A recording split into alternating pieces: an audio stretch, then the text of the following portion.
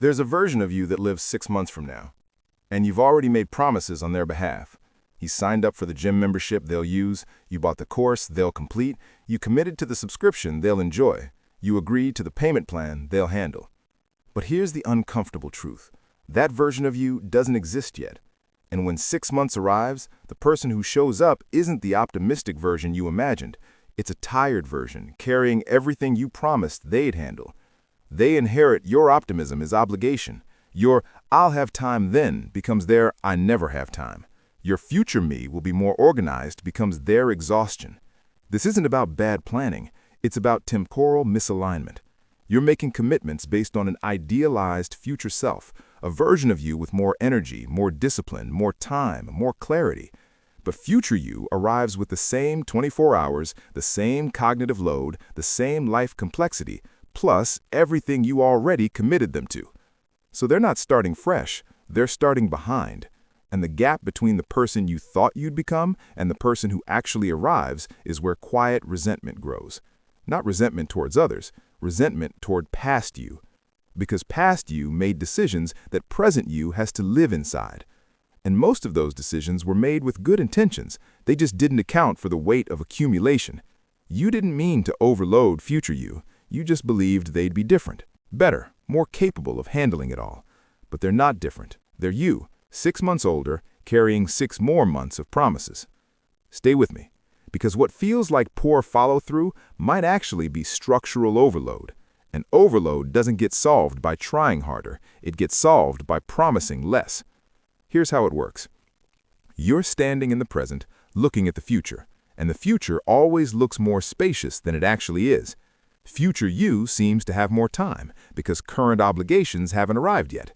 The calendar looks open, the schedule looks manageable, the margin looks real. So you say yes. Yes to the monthly commitment. Yes to the course that starts in 3 months. Yes to the service that auto-renews. Yes to the plan that requires follow-through. Each decision feels small in isolation. $39 per month, a 2-hour weekly commitment, a quarterly obligation. But those commitments don't stay isolated. They stack. Imagine someone in January looking at June.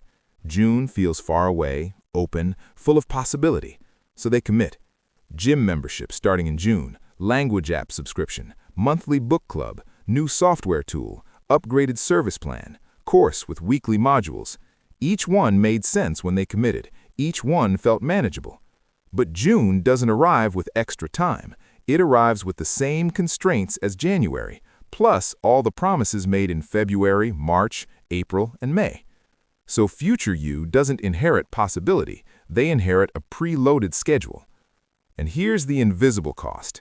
Every commitment you make today is a decision future you has to execute or abandon. Execution requires energy. Abandonment requires guilt. Both are expensive.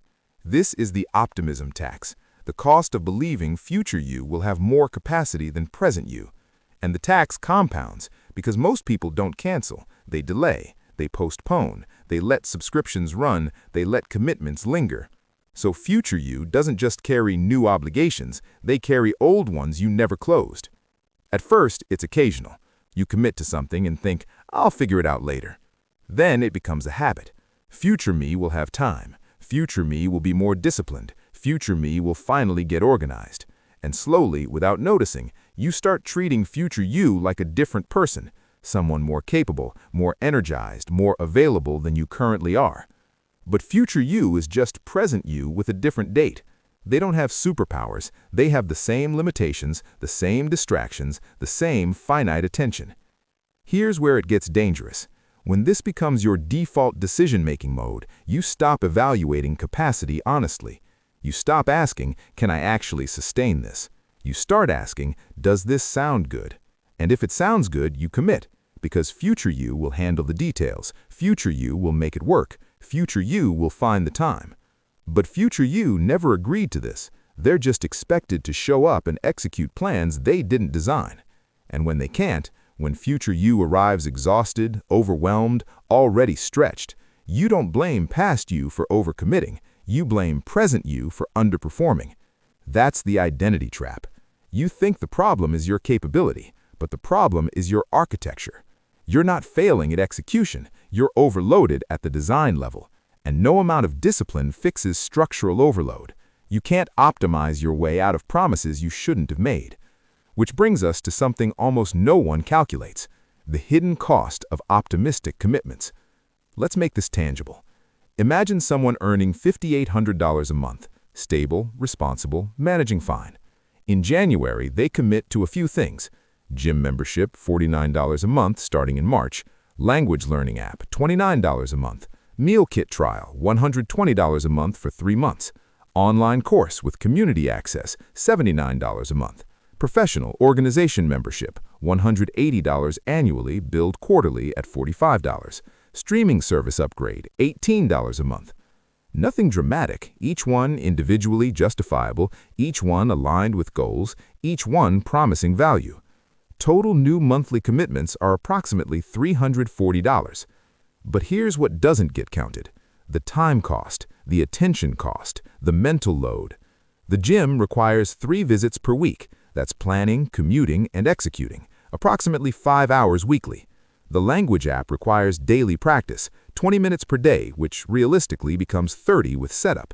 The course requires weekly modules, estimated 2 hours per week, plus community engagement. The meal kit requires cooking, time saved on planning, time added to preparation. Each commitment promised convenience, improvement, progress, and in isolation, each one delivers.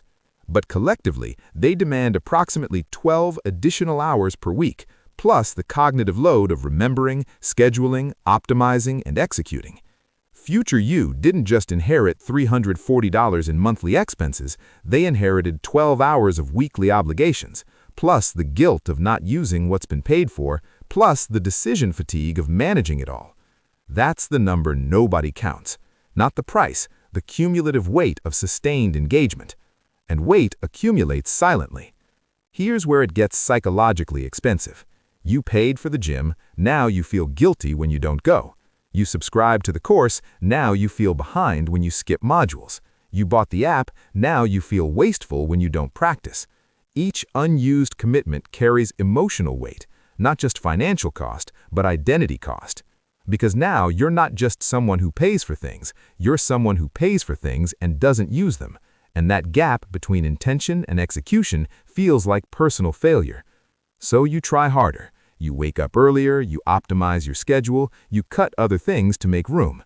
But the structure was already overloaded. Trying harder just increases pressure without increasing capacity. And pressure creates a strange loop. You can't cancel because you paid, you can't use it because you're stretched, you can't ignore it because you feel guilty. So it stays, silently draining money, attention, and self-perception. Here's the part most people never say out loud.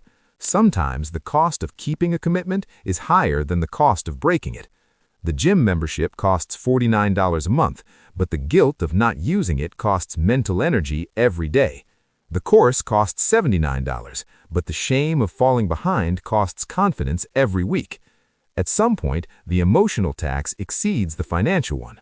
But we don't cancel, because canceling feels like admitting defeat, admitting we were wrong, admitting we're not the person we thought we'd become. So we carry it, month after month, commitment after commitment, promise after promise. And future you inherits not just obligations, they inherit guilt they didn't create. There's a moment that reveals everything. You wake up on a Saturday, supposed to be rest, supposed to be open, supposed to be yours. But it's not. You have the gym session you committed to, the course module you're behind on, the meal kit ingredients expiring in the fridge, the professional network event you RSVP'd to months ago. And instead of feeling productive, you feel trapped. Trapped by decisions past you made with confidence that present you has to execute with exhaustion.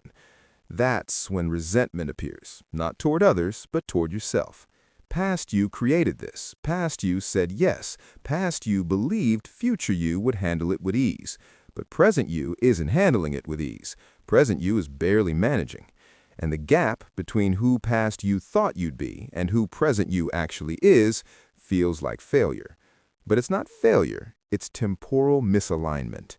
Past you made decisions in a moment of optimism. They saw potential, saw value, saw improvement. Present you lives in the reality of execution. They feel the weight, feel the friction, feel the accumulation. Both versions were sincere, but they weren't aligned. And misalignment creates friction that feels personal. Here's the uncomfortable question. If past you could see present you now, would they still make the same commitments? If they could feel the weight you're carrying, would they add more? Probably not. But past you couldn't see this. They could only imagine it, and imagination is always lighter than reality.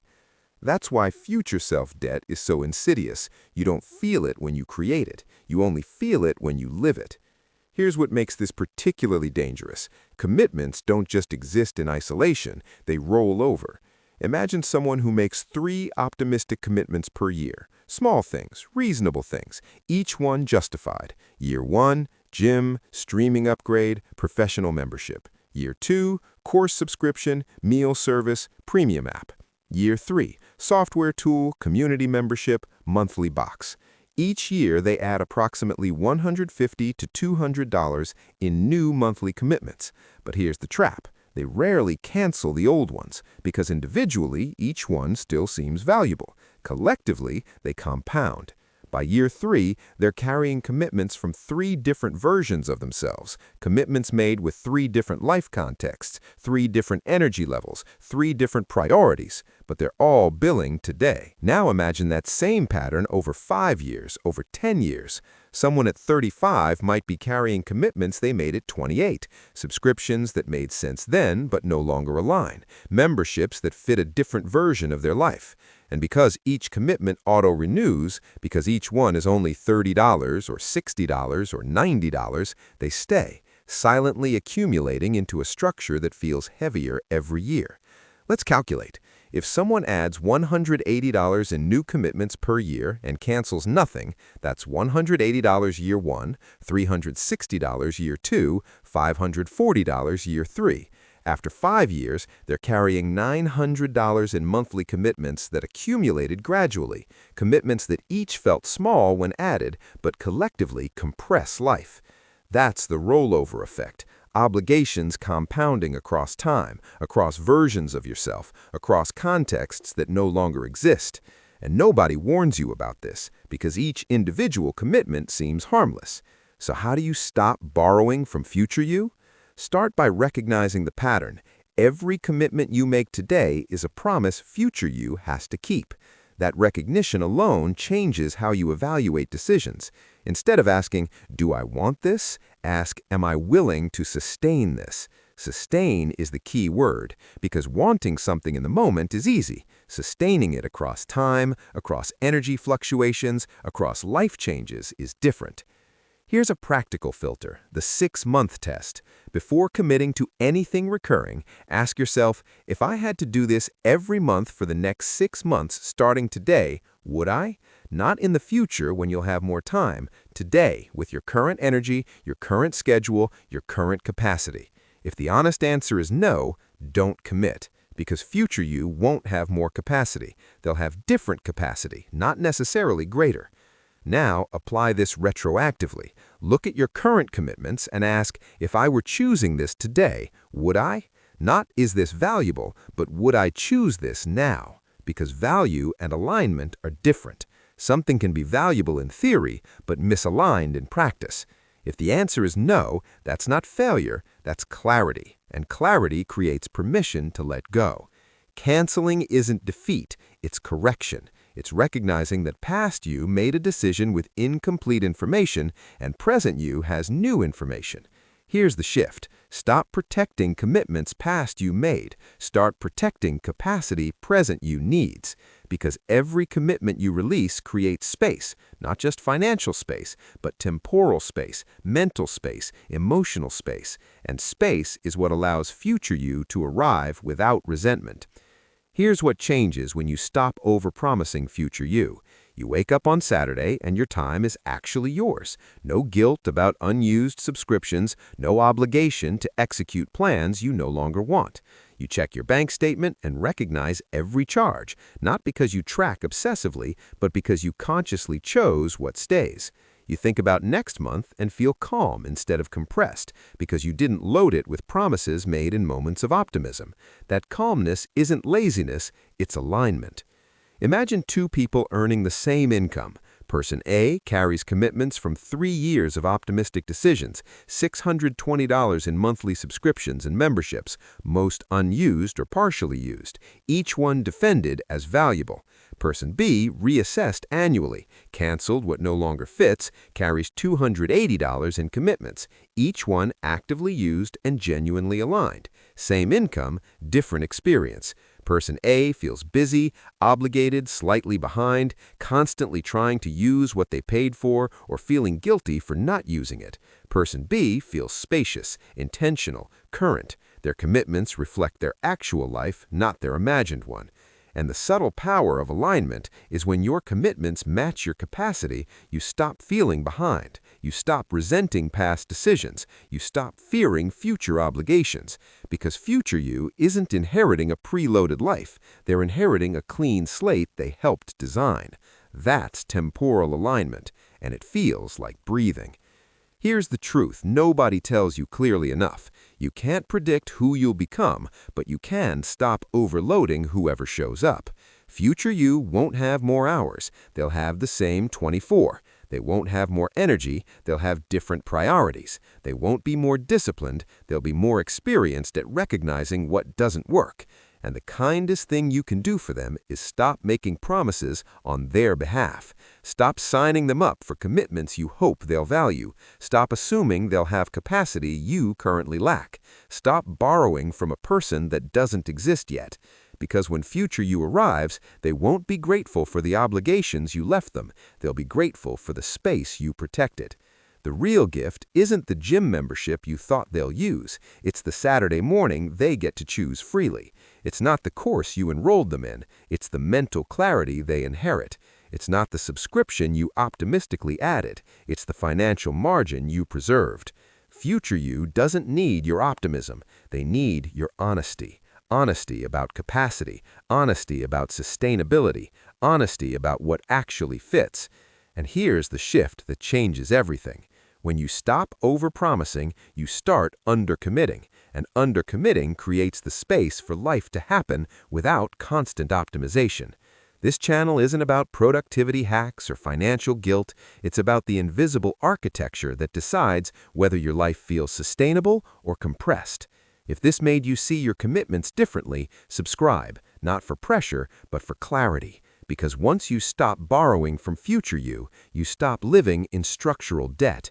And that's when life stops feeling like constant catch-up. It starts feeling like intentional design. Future you is waiting, and they're hoping you'll be kind.